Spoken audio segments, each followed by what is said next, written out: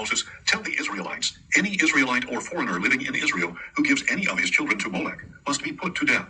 The people of the land are to stone him, and I will set my face against that man and cut him off from his people, because by giving his offspring to Molech he has defiled my sanctuary and profaned my holy name.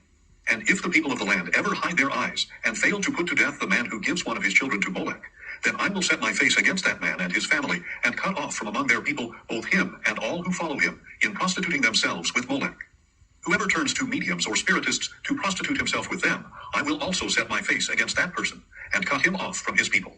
Consecrate yourselves therefore and be holy, because I am the Lord your God, and you shall keep my statutes and practice them. I am the Lord who sanctifies you. If anyone curses his father or mother, he must be put to death. He has cursed his father or mother. His blood shall be upon him. If a man commits adultery with another man's wife, with the wife of his neighbor, both the adulterer and the adulteress must surely be put to death. If a man lies with his father's wife, he has uncovered his father's nakedness. Both must surely be put to death. Their blood is upon them. If a man lies with his daughter-in-law, both must surely be put to death. They have acted perversely. Their blood is upon them. If a man lies with a man as with a woman, they have both committed an abomination. They must surely be put to death. Their blood is upon them. If a man marries both a woman and her mother, it is depraved. Both he and they must be burned in the fire, so that there will be no depravity among you. If a man lies carnally with an animal, he must be put to death, and you are also to kill the animal.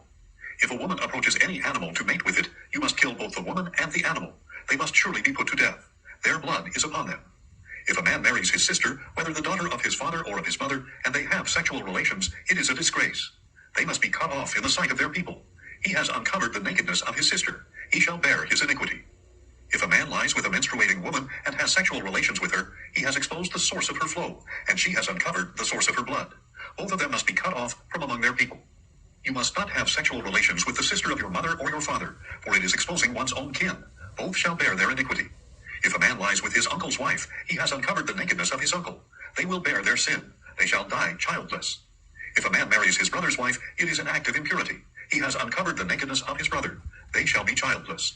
You are therefore to keep all my statutes and ordinances, so that the land where I am bringing you to live will not vomit you out. You must not follow the statutes of the nations I am driving out before you, because they did all these things. I abhorred them. But I have told you that you will inherit their land, since I will give it to you as an inheritance, a land flowing with milk and honey. I am the Lord your God, who has set you apart from the peoples. You are therefore to distinguish between clean and unclean animals and birds. Do not become contaminated by any animal or bird, or by anything that crawls on the ground. I have set these apart as unclean for you. You are to be holy to me, because I, the Lord, am holy, and I have set you apart from the nations to be my own. A man or a woman who is a medium or spiritist must surely be put to death. They shall be stoned. Their blood is upon them. Leviticus 21. Then the Lord said to Moses, "Speak to Aaron's sons, the priests, and tell them that a priest is not to defile himself for a dead person among his people, except for his immediate family, his mother, father, son, daughter, or brother, or his unmarried sister who is near to him, since she has no husband.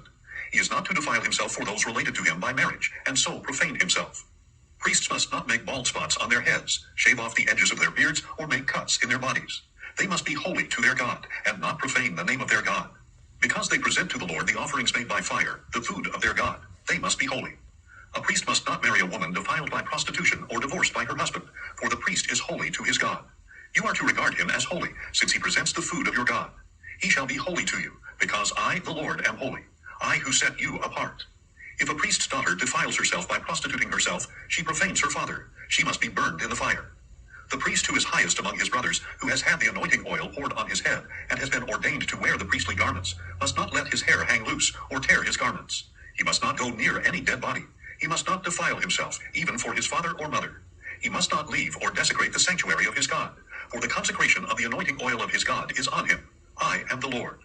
The woman he marries must be a virgin. He is not to marry a widow, a divorced woman, or one defiled by prostitution. He is to marry a virgin from his own people, so that he does not defile his offspring among his people. For I am the Lord who sanctifies him. Then the Lord said to Moses, "Say to Aaron, for the generations to come, none of your descendants who has a physical defect may approach to offer the food of his God. No man who has any defect may approach. No man who is blind, lame, disfigured, or deformed. No man who has a broken foot or hand, or who is a hunchback or dwarf, or who has an eye defect, a festering rash, scabs, or a crushed testicle. No descendant of Aaron the priest who has a defect shall approach to present the offerings made by fire to the Lord. Since he has a defect, he is not to come near to offer the food of his God. He may eat the most holy food of his God as well as the holy food, but because he has a defect, he must not go near the veil or approach the altar, so as not to desecrate my sanctuaries. For I am the Lord who sanctifies them. Moses told this to Aaron and his sons, and to all the Israelites. Leviticus 22. Then the Lord said to Moses, "Tell Aaron and his sons to treat with respect the sacred offerings that the Israelites have consecrated to me, so that they do not profane my holy name. I am the Lord. Tell them that for the generations to come, if any of their descendants in a state of uncleanness approaches the sacred offerings that the Israelites consecrate to the Lord, that person must be cut off from my presence. I am the Lord. If a descendant of Aaron has a skin disease or a discharge, he may not eat the sacred offerings until he is clean. Whoever touches anything defiled by a corpse, or by a man who has an emission of semen, or whoever touches a crawling creature, or a person that makes him unclean, whatever the uncleanness may be, the man who touches any of these will remain unclean until evening. He must not eat from the sacred offerings unless he has bathed himself with water. When the sun has set, he will become clean, and then he may eat from the sacred offerings, for they are his food. He must not eat anything found dead or torn by wild animals, which would make him unclean. I am the Lord. The priests must keep my charge, lest they bear the guilt and die because they profane it. I am the Lord who sanctifies them. No one outside a priest's family may eat the sacred offering, nor may the guest of a priest or his hired hand eat it. But if a priest buys a slave with his own money, or if a slave is born in his household, that slave may eat his food. If the priest's daughter is married to a man other than a priest, she is not to eat of the sacred contributions. But if a priest's daughter with no children becomes widowed or divorced and returns to her father's house, she may share her father's food as in her youth, but no outsider may share it. If anyone eats a sacred offering in error, he must add a fifth to its value and give the sacred offering to the priest. The priests must not profane the sacred offerings that the Israelites present to the Lord, by allowing the people to eat the sacred offerings, and thus to bear the punishment for guilt. For I am the Lord who sanctifies them. Then the Lord said to Moses, "Speak to Aaron and his sons and all the Israelites, and tell them, any man of the house of Israel or any foreign resident who presents a gift for a burnt offering to the Lord, whether to fulfill a vow or as a free will offering, must offer an unblemished male from the cattle, sheep, or goats, in order for it to be accepted on your behalf. You must not present anything with a defect, because it will not be accepted on your behalf. When a man presents a peace offering to the Lord from the herd or flock, to fulfill a vow or as a free will offering, it must be without blemish or defect to be acceptable. You are not to present to the Lord any animal that is blind, injured, or maimed, or anything with a running sore, a festering rash, or a scab. You must not put any of these on the altar as an offering made by fire to the Lord. You may present as a free will offering an ox or sheep that has a deformed or stunted limb, but it is not acceptable in fulfillment of a vow. You are not to present to the Lord an animal whose testicles are bruised, crushed, torn, or cut. You are not to sacrifice them in your land. Neither you nor a foreigner shall present food to your God from any such animal. They will not be accepted on your behalf, because they are deformed and flawed."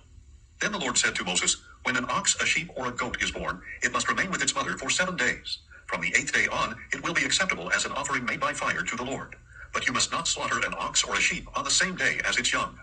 When you sacrifice a thank offering to the Lord, offer it so that it may be acceptable on your behalf. It must be eaten that same day. Do not leave any of it until morning. I am the Lord. You are to keep my commandments and practice them. I am the Lord. You must not profane my holy name. I must be acknowledged as holy among the Israelites. I am the Lord who sanctifies you, who brought you out of the land of Egypt to be your God. I am the Lord."